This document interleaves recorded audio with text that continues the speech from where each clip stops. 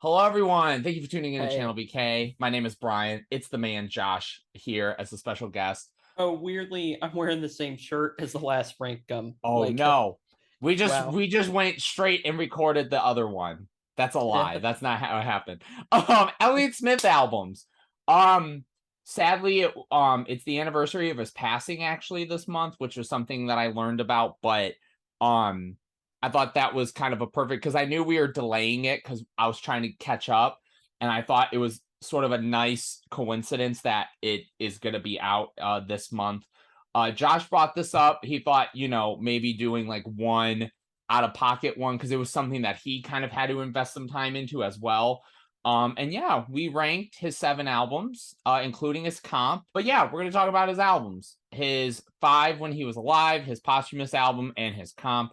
So that Yeah. is 7. Josh brought this to the table. So, Josh, I'm going to let you do your little intro, and then I'm going to let you get into your list, my guy. Oh, yeah.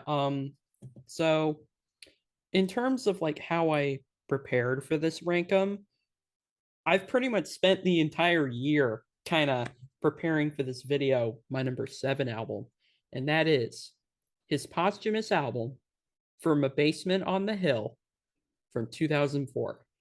So posthumous albums are a kind of debatable topic in terms of like, are they necessary? Are they not necessary?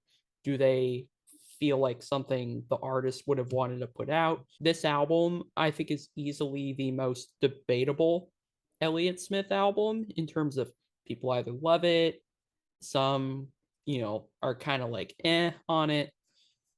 I'm kind of in the middle with this record myself. And maybe I'm a tad biased because I had never listened to this album before this year. So it is, in a way, kind of obvious. It's like all the way at the bottom.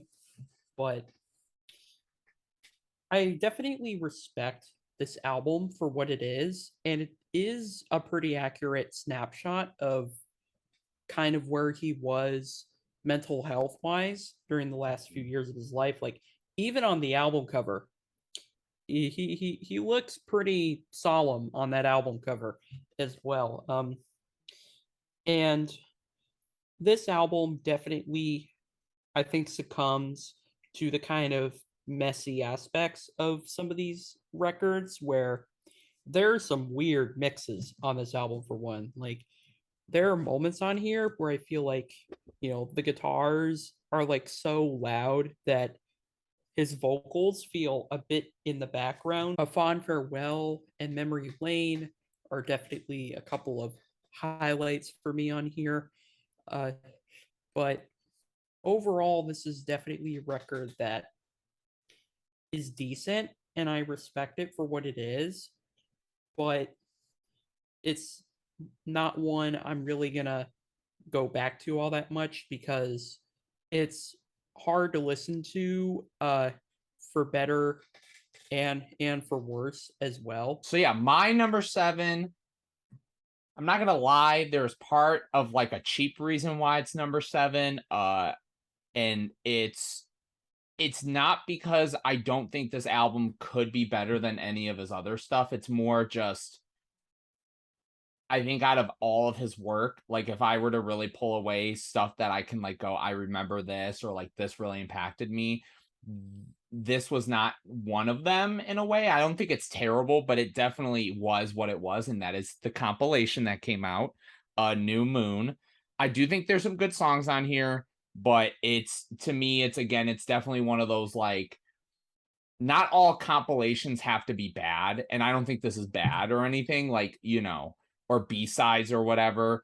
Obviously for some artists, I think a lot of it kind of comes from what you were saying about Basement on the Hill, because it was like when I was going through, I went through in order. So when I got to this, there was kind of a feeling in my head of like, okay, like I feel like I kind of got a lot of this already. And the one thing I'm going to bring up probably a few times also in this video is I think a lot of Elliott's music resonates with people on different levels of like, if you like certain songwriting techniques or sounds that he does. um New Moon obviously kind of covers most of that because it's obviously a comp and different takes of songs, but it's fine. Don't think it's terrible though. I don't put it at number 7 again because I think this is bad. It's just in terms of the again where his other albums are and it being a comp, it's kind of like I don't look to it like I do his other albums. So My number 6 is where I'm gonna get in on my hot takes now, oh uh, okay.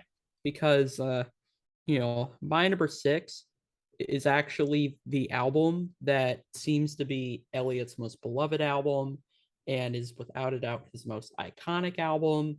Uh, and yeah, I don't think this album's still good in my opinion, but I just don't think it holds up as well as some people think.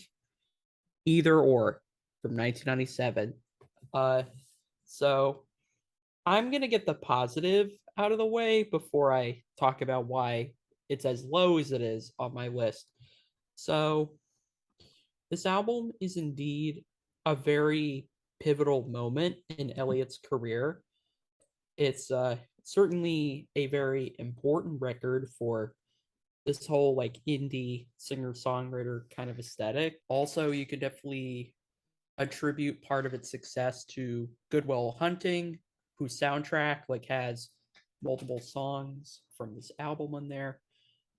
And yet I don't think this album I think this album has about as many lows on it as it does highs. Like I definitely think stuff like Rose Parade, I think songs like that are just like very overrated to me, where there's a valid sentiment and it's pretty well written. It's just for whatever reason I can't really buy into it or some for some reason. Uh but there's still plenty of songs on here that I will put among some of his best, like Ballad of Big Nothing, Between the Bars, and Say Yes. My number 5, I'm going to go backwards a little bit from Elliott's most iconic album to where his solo career started with Roman Candle, his debut from 1994. I considered, I had this album at 7 for a little while, but after like revisiting Basement and Either Or one last time, I'm like, you know, this may not be his best record, but in a weird way, I do get a little bit more out of it than these other two albums because this album definitely laid a groundwork for the next couple of Elliott albums. And like right out of the gate on his debut, he's like showing a pretty unique approach to songwriting and vocals and guitar playing. Like an Elliott song when you hear it. He still was kind of influenced somewhat by some of the grunge and alt rock of his time. I mean, he was in kind of one of those bands himself in Heat Miser before going solo. But still, at the end of the day, it is definitely a worthwhile listen if you want to hear where he was coming from. And I can understand why some people would put this higher because of just how raw it is. So there you have it, number 5. Number 4, I think pretty much every album up to number 1 is pretty much great to some degree, if not amazing. My number 4 is the major label debut of Elliott Smith, XO, from 1998, which is coming off of this weird brush with fame that Elliott had, where he was like nominated for an Oscar for the song Miss Misery, which was in the Good Will Hunting soundtrack. And this is definitely a much more polished and accessible Elliott, but yet at the same time, it still kind of maintains this whole persona. And what I love so much about this record is that it just shows how immaculate he was when composing a song, not just writing the lyrics. Like Waltz number 1, for example, beautiful Tomorrow Tomorrow is like it's made even more dense. Like yeah, I don't even know how many acoustic guitars are on that production, but it sounds literally like an orchestra of acoustic guitars.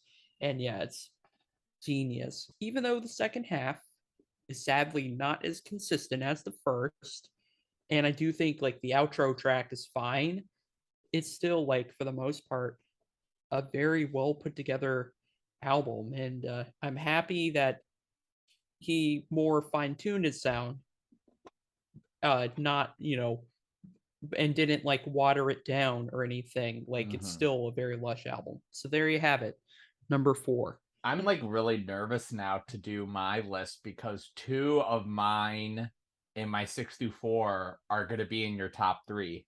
So Yeah. it's going to be fascinating to see your reaction. So when you look at Elliott Smith's albums, you see kind of a breakdown of what he does. His first 2 albums, obviously they're not the same, but my comparison, the first 2 albums are very stripped back.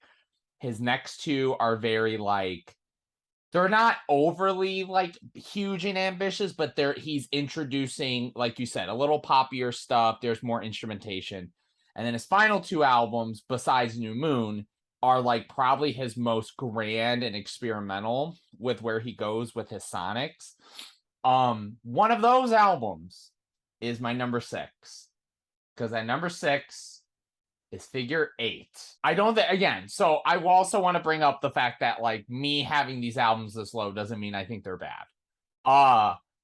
This album just doesn't do it for me on a lot of the sonics. I do think what he does on here is very interesting, and like I think when you listen to like Son of Sam, when I was going through his records, I was kind of like every record I'm like, okay, I think I know where he's going next. Like I could see that he's building. And when Son of Sam came on, I was kind of like, whoa, I was not expecting like this huge sound on this album. Oh yeah, he's like rocking out a little bit on that Yeah. song. Something Like Everything Means Nothing to Me is beautiful. Easy Way Out, I think, is a great song. For the most part, though, I feel like with this album, a lot of it is just, again, a lot of his albums, if I like them or don't, it's an aesthetic thing. And I don't think what he's doing on here is like garbage or terrible or anything like that. It's just not particularly for me. And I think the album, in my opinion, it feels like it drags a little bit in some spots. And so it feels like I'm not into it as much as some of his other work. And then I just wasn't finding myself connecting to the songs as much on it. Again, I still think it's a really solid record, but it's definitely not one of my favorites of his. At number 5, we are twinning, because at number 5 I also went with his debut, which shouldn't have been his debut. And that is Roman Candle. From an aesthetic perspective, I really appreciate this album. It's not too lo-fi where I think it sounds like garbage. I think it's honestly really, like, again, it's very raw, and you're seeing where he's beginning his journey. I think Roman Candle is fantastic. Like the way it opens his career is amazing. Yeah, when Elliott opens an album, he fucking opens an album. Yeah, I'll make that clear. And then Condor Avenue, I think, is great. I think this album definitely is, it doesn't overstay its welcome. I think by the time you're kind of over its simplicity, it's over. And I think it works really well for that. And I think it's just a very solid, slick record, but it's, again, it's very raw and the emotions are very on display on it. But yeah, so number 5, Roman Candle. Number 4 is the follow-up to Roman Candle, which is, oh man, yeah. Hey, you're gonna know why your hot take was a real hot take at some point. So yeah, self-titled album. This is mainly above his debut because I think this is mainly his debut, but more rounded out. Like it doesn't sound, it's raw, but it's not like it sounds like he recorded it in his room with like a $10 microphone sort of thing. I just wasn't finding, again, I think it's so weird to me because with Elliott Smith, when I was really putting this list together, a lot of it just came off of like what I was resonating to and what I actually connected to sonically. And I would think this would have been like my favorite album of his because of what I'm really into. But for whatever reason, I think it was, I don't know if it was a hype thing. I don't think it was, but it just didn't click with me as much as other albums. Now, again, I still think all these albums are good, and I'm gonna be that a-hole that keeps saying that so y'all don't get mad at me. Mhm. But I think it is again very solid. I will say just what he's talking about on this record, it's probably his I think like you said, up It's his until darkest. Like he yeah, even said it himself. I can't get any darker than my self-titled. Now we're going into our top three, ladies and gentlemen. We're that's we're we're true. ending with our most favorite Elliott albums. So yeah, I know. Yeah, I know you disagree with my top three. Spoiler alert. But my number three, ironically, like in our last rankum, I have a compilation of demos or B-sides, like leftovers, in at the number three spot, and that is New Moon from 2007. So this project contains a bunch of leftovers from the sessions for his self-titled record and Either Or. There's even alternate or early versions of like well-known songs of his, like Miss Misery and Pretty Mary Kay. This is a rare B-sides collection that actually showcases some of the artist's most essential material. So I'm happy that the fans don't write this off as just throwaway B-sides. Like it actually has some of his best stuff on it. Like whatever folk song in C is just the perfect sort of amalgamation of everything he does so well, from the melody to the lyrics to the way he sings it. It's just gorgeous. Riot Coming, that lyric in the song where he's talking about a guy he met in jail who like has something he's afraid of, and he like keeps one eye closed to like avoid it but watches it with the other. Like it's genuinely devastating. New Moon, great compilation. Number three. But number two, yeah, I have this album twice as high as you because it's easily one of my favorite like indie folk and singer-songwriter albums of all time, and that is a self-titled album from 1995. um I do agree with the thing you were saying about how this record not only has dark lyrics, but musically it sounds dark too. Mhm. Like there is really, and even by like indie folk standards, and even looking at similarly kind of like heartbreaking and tragic albums like Mount Erie's A Crow Looked at Me, like he sounds so isolated from the rest of the world. So I guess in a way it's kind of similar in a way to like the first Bon Iver record or something like that. It may not be like my favorite, my number one album of his, mostly because of, yeah, it's not the sort of thing I would go back to all the time. But when I do, like, man, these songs cut deep, whether we're talking about Single File or Satellite. And like there are definitely catchier songs on here, like St. Ides Heaven and Coming Up Roses. But for the most part, yeah, it's very much just Elliott's just messy, unfiltered psyche, which you could definitely say that about some of his other albums, but it's just in its most like naked here on this record. And then the biggest lie, I think, is easily my favorite outro of his. My number one album is an album that I'm actually shocked made it this high because I've been pretty on and off with this record throughout my life, but I was shocked to find listening to it again this year that holy shit, this holds up way better than I think people give it credit. And that is Figure Eight from 2000, the last album completed and released when he was still alive. I mean, I'm not shocked you have it lower than me because given your whole bias against some like kind of baroque music and also like this album definitely is it is definitely a meaty record and he and I do agree with you. It's very kind of experimental, like compared to even XO, like because we have things going on here, like we have more electric guitars in the mix, and there's also like bigger layers of instrumentation, like strings and piano and organs and stuff like that. It sounds all like colorful, but yet the lyrics are so sad.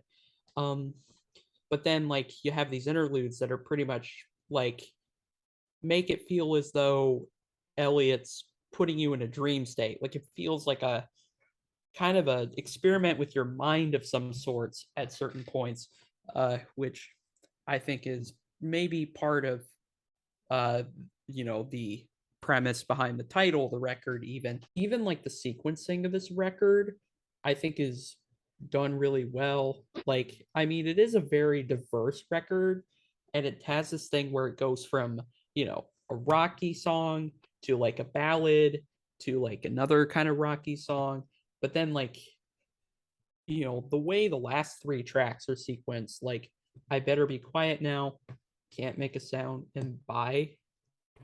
I'm not really going to spoil too much of them, but like they end the album maybe not in the most hopeful way, but definitely in the most satisfying and the most, I think, kind of natural way. Very nice. Very nice. This is what a wild video this is, Mm. because literally your like least favorite or my favorite and your favorite or like my least favorite. This is so wild. This is so funny to me. Oh Anyways, yeah. number 3, XO. You said a lot of the things that I had to say about this record. It's, obviously either or we started to see him going in a little bit mainstream direction. Using that word obviously is not like that's like the best word. I don't like saying poppy all the time, but I feel like mainstream is also a easy label to throw onto stuff. But like you said, Like Goodwill Hunting. streamlined, I'd probably say. Yeah, like Goodwill Hunting, like you said, kind of gave him a new popularity, and that gave him a lot new eyes on him. And I think XO kind of continues what either or did, but adds a little bit more to it. Obviously with the album length, but a lot of the experimentation that he does on here. I kind of agree with you. I think the one thing I've always liked about Elliott Smith is I feel like he has a really, besides like maybe self-titled and maybe his very first album, he's always had a really good job like balancing out these playful songs with dark songs, with normal songs, with rocky songs. He has a nice flow to his albums in that way.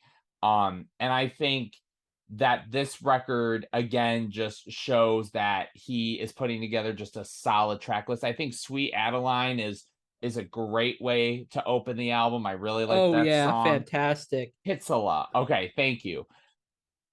That song is gorgeous. I love the way when in near like the second half of the song when those pianos come in, ooh, Oh it's man, chilling. It's chilling.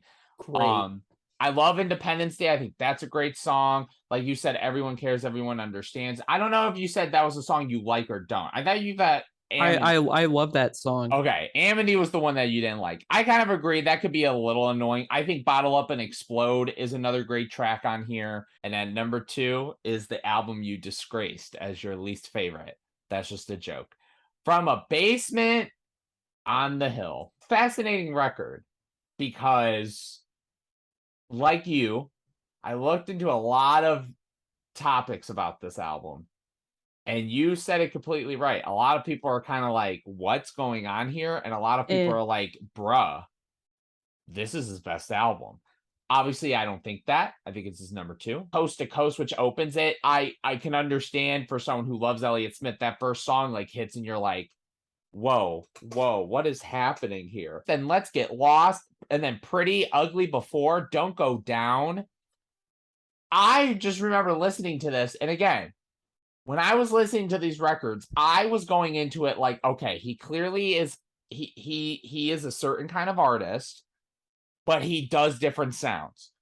That run, I was like, holy shit, okay, like I'm in. Like I'm into this. And again, we can have conversations about, was this album basically done, but they had to like mix some stuff and kind of tweak some stuff? We don't know. It sounds like it's a finished record. It's weird that this is his longest solo album. That's not the Oh yeah, it's comp. almost an And hour. yeah, And and and it didn't ever feel like it. I feel like it was always an interesting listen. I think Figure Eight, the kind of song, like the kind of album it was, it made me kind of be like, okay, this feels a little long. I think this record is more in your face, and it feels like that. Like it feels like you're just like constantly like, whoa, whoa, whoa. And like you brought up some of the more like not least experimental stuff, but like Memory Lane. That feels like older Elliott Smith. Like just for even sure. with the pluckiness and the fact that this album is so loud, and then that song comes in at the end, just a bam, bam, bam on Memory Lane.